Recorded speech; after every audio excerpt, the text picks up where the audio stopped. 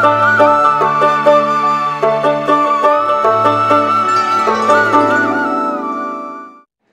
মুহূর্তে আমি আছি ফুলগাছিয়া চণ্ডীপুর গ্রাম পঞ্চায়েত একটি এলাকা, যে এলাকা আদর্শ সংঘ যে গ্রন্থাগার, সেই লাইব্রেরিতে আমি এই মুহূর্তে আছি। এই আজকের এই চণ্ডীপুর এলাকায় যে লাইব্রেরিটি রয়েছে, সেই লাইব্রেরিটি কিন্তু একদম ভগ্নপ্রায় অবস্থায় কিন্তু পড়ে রয়েছে। ছাদ থেকে বালি এবং যে প্লাস্টার, সেই প্লাস্টার কিন্তু ফাট ধরেছে এবং ছেড়েও পড়ছে। কিন্তু প্রায় লাইব্রেরি প্রায় দেখছি শেষের পথে, অনেকে ভুলেই গেছে যে এখানে লাইব্রেরিটা ছিল। এখনকার ছেলেদেরকে বেশিরভাগ ছেলেমেয়েকেই জিজ্ঞাসা করলে কেউ বলতে পারবে না যে এখানে একটা লাইব্রেরি ছিল।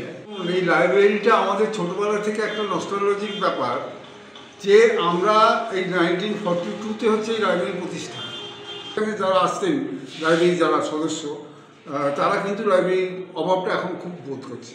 আমরা তো করছি। জেলা পরিষদের যিনি সদস্য দুলাল কর এবং রাজ্যের যিনি মন্ত্রী পুলক রায় এবং এলাকার বিধায়ক পুলক রায়, তারা কিন্তু এই লাইব্রেরিটির জন্য কিন্তু বহু আপ্রাণ চেষ্টা করেছেন।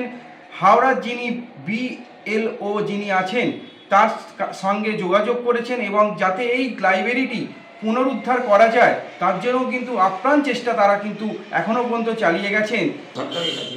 এবং ইতিপূর্বে বিভিন্নভাবে আমরা সরকারের কাছে প্রার্থনা করেছি। আমাদের সদ্য মন্ত্রী মহাশয়, উনি নিজেও বারবার এখানে আসেন, আমাদের সৌভাগ্য, তিনিও প্রতিশ্রুতি দিয়েছিলেন যে আচ্ছা কী করে লাইব্রেরিটা কী করা যায়। যিনি মন্ত্রী পুলক রায়, ওকেও আমরা জানিয়েছি এবং ঘরটাকে যাতে রিপেয়ারিং বা নতুন করে করা যায় এবং সেই সঙ্গে লাইব্রেরিটাকে যাতে রক্ষা করা যায়, কারণ লাইব্রেরিতে অনেক বই আছে, প্রায় 13-14 হাজার বই এখনও আছে। আমার শহর উলুবেড়িয়া থেকে রূপম দাস, কলকাতা টিভি।